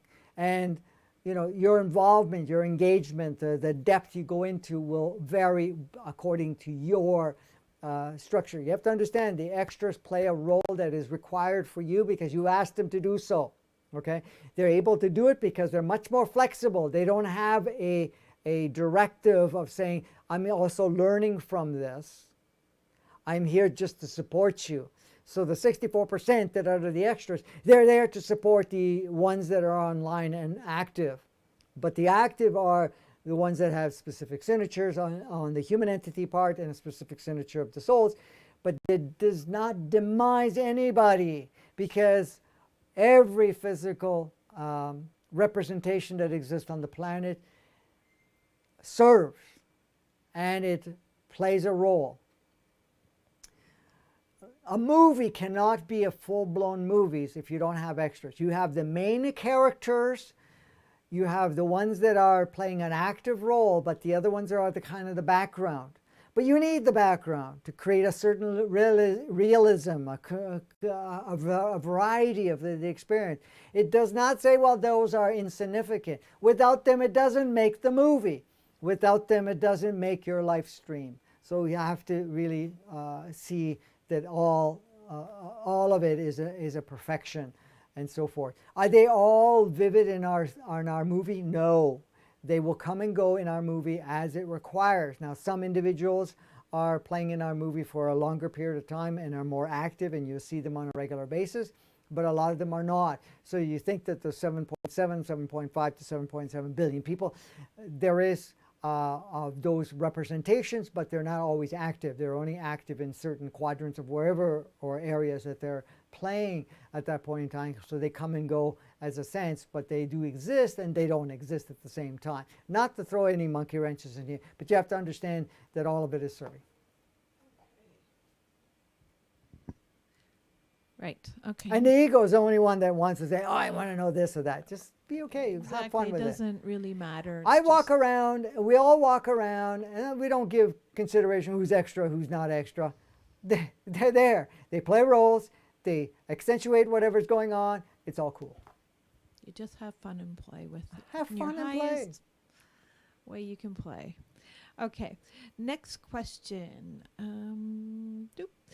How has dream state changed? Has it changed? Yeah, it's gone crazy. Well, the dream state has several purposes. Sometimes they're dreams. Sometimes they're actually you're going into a parallel version of yourself. Other times you're volunteer to play a simulated role. Other times it's just basically to experience things that you're not able to experience, what you call in the awakened state, because of the fact that there are parameters in the awakened state that we put a lot of reference point to. So meaning I can only experience so much. But in the dream state, a lot of that becomes, that the same rigidity is not there. Some of it may filter through for sure, but less rigidity. So the dream state at this point in time, if you really look at it, is utilized mostly to advance yourself and the collective, what we call the human experience. So you will use the dream state to do things that you're not able to do in the wakened state, because there is a time sequence and alignments that are required where there's lots more flexibility there. It's a point where you can accentuate certain situations, so you can look at a story or program that's coming on. You get to also tap into an alternative version of yourself that you're not constantly using as your expansion, but it is running on the back end, so that you will be able to get samplings of experiencing something that you cannot experience in this point, because in that alternative world, different choices were made and different experiences are being expressed, but your main focal point is in this reality, so you can do that. Some people volunteer to become a simulator, so that means that you will have certain simulations that you will take on and experience, so that through the simulation there's an observation, and through the observation you're able, from a collective perspective, saying, okay, do we go down this path or not, or how can we tweak it? If we introduce this, where's it going to go, and so forth. And others are actually, going on the back end, where you're actually working on the operating system. That may be a smaller percentage at this point in time. Sometimes there'll be involvement of other aspects of yourself in different physical forms, so forth. The dream state has many usages that are available. A lot of times the dream state allows the soul to be a lot more freer. In the dream state, at times the soul is not involved, and other parts of you are involved, and not the soul, what we call the multidimensional soul. Sometimes the multidimensional soul steps in even further and be able to create and also bring in certain things from the multidimensionality component of sorts. Okay, next question. All right. Okay. Okay, this is a two-part question. Okay. Do you see breatharian lifestyle coming online soon, and will that be a key part of empowering us beyond the tainted food and addictions? That's the first part. Okay. So breatharian at this point in time is a focused way of tapping into the energies. That will be part of our experience. Our true nature, we receive energy from the sun, receive energy from the air, the water, and the environment. Now, the water part is more the energies of the water versus the actual consumption, but the consumption is one part of it.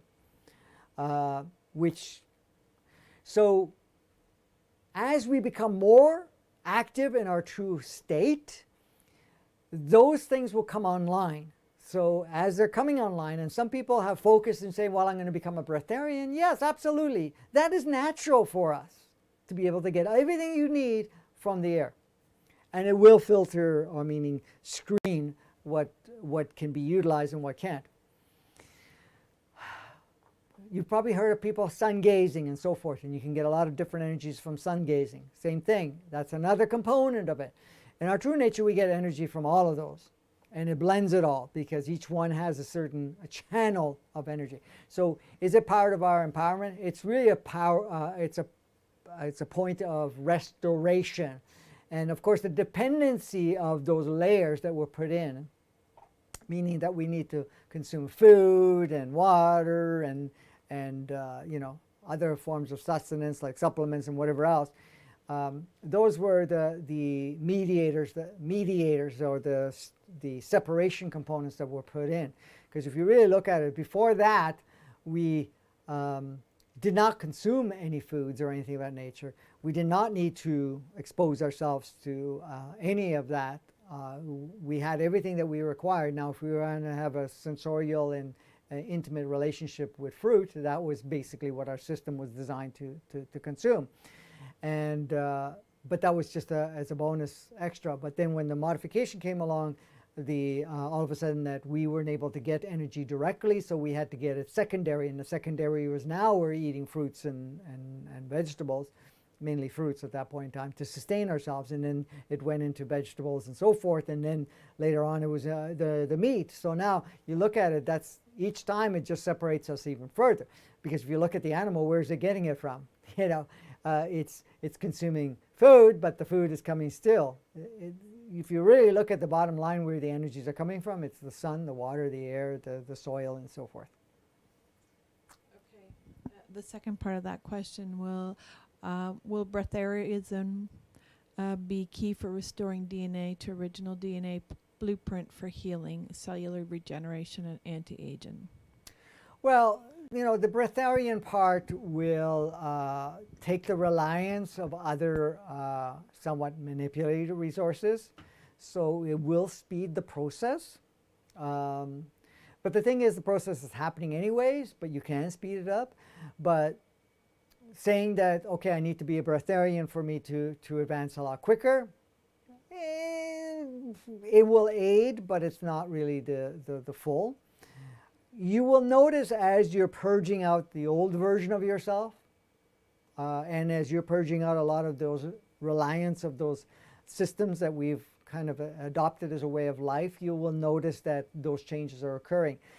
The frequencies and energies that are coming through us right now, you will notice that the quantity of food is reducing that we require. The quality of food is increasing in the sense of its purity and less of impurity. The elimination of a lot of other lower vibrational foods like the flesh foods and whatever else that are coming through the animal kingdom, and it's resorting more to the plant life, and then eventually from plant life it goes to sun and breatharian at this point in time. So if you feel like you want to practice the breatharian, it does help, absolutely, because you're not taking in a lot of the encodements that would slow the process down, but it has to be something that resonates for you. Not everybody's ready for that. They're going through the transitional points, but it'll become much more natural for us to do that. Then there's no dependency on a food chain of some sort for us to sustain ourselves, because a dependency on anything at this point in time was never our true design. So we're reversing all of that. I think that we should call it a day now. Yeah. Do you want to do one more, or are we done? Do you want to do one more? That is the question. It depends how deep it is and how related. Yeah, I think that we'll call it a day. We'll call it a day? Yeah. Okay. Yeah. And we'll continue with doing it the same kind of format. We'll have a topic. Oops, your thingy went crazy on you. Yeah. We'll do a topic and then possibly, and then continue the Q&A. Yes, yes. So because of the level of questions coming in, and you know, people are requesting further clarity, so we'll continue with the Q&As for the following episodes that we're going to be doing. I don't know when we'll cut it off, but we'll cut it off. And then the topics we introduce as it presents to us as what people require. So the intent is always just to do Q&A, but then the topics come in. So most likely this is how the trend's going to go for the next several episodes coming up along the way. Just to let people know that, you know, if you feel like supporting us at this point in time because it's something that you feel gravitated, we do have in the description a link so you can support us financially so that we'll be able to continue doing this work and put 100% the focus on that. I'm going to be putting more content out at this point in time because that's where we're shifting even further because of, you know, the intensive changes that are going on. So, you know, whatever resources we need to continue that going, you know, that would be much appreciated. If you were required to check any of our workshops, the link is in there. If you want to join our community, the link is in there for you to receive, you know, emails time to time with upcoming events and so forth. There are various things that we're going to be posting even further for different shows and so forth. So we do have 2 shows coming up, Thursday and Friday this week with Todd Medina. The second one will also involve Michael. I can't remember his last name now, but But the other thing is we are aiming for anybody close by to the United States or are in the United States and are not impeded by travel. We do have a zoology festival that is happening on the 28th, 29th, and 30th of May. And there will be another, an extra day, 4 or 5 hours, I think, on the 31st, I think. Right? Is that correct? Or the first? Saturday, Sunday, or Friday, Saturday, Sunday. Yeah, and Monday's a holiday in the States. Yeah, Monday's a holiday, but we're still going to have a thing at a place called Chocolate Tree. There's going to be like an impromptu kind of thing there for several hours. I think it's 5 hours or something. Yeah, so if you want to register for that, I didn't put it in the description, but I we can post that. I did just send out an email, so if you're on the email list, you would have gotten where you can check out the details and register or sign up for it. Okay. And they are doing also a live stream, so if you can't come in person, you can get the live stream, and they're just going to play it live. Yes. And so it's going to be a lot of fun. Yeah, so our intent is to be there. Everything is working in that direction, even though we're kind of on a major lockdown at the moment. But we're going to find a way to get down there one way or another. Unless everything changes, then it'll be a little different. But at this point, that's our intent. We've a lot of things have been organized for us to be there. I will be speaking on each of the days at this point in time. But I'm just only have a small segment. There's lots of other gifted people that will be doing sharing not only information but also experiences, music, and activities. Like there's going to be so much going on. It's a beautiful space too. I've seen a video of the space, and it's in Sedona, gorgeous. Arizona. Yeah. It'll be fun. It'll be fun. Yes, and the energies have been upgrading there too. It will be a great opportunity for us to connect with one another. Yeah, that part will be the most fun part. I've missed that because I haven't done much of that for over a year and a half now or more. I haven't had a live event since 2019. Yeah. So look forward to being there at this point. So if you feel called to participate live, great. If you feel to connect online, great. The options are there. So that's it. Thank you guys, and we'll see you next week, and we'll continue playing with the questions and whatever topic pops up at that point in time. So till then, have a blast. Much love to you all.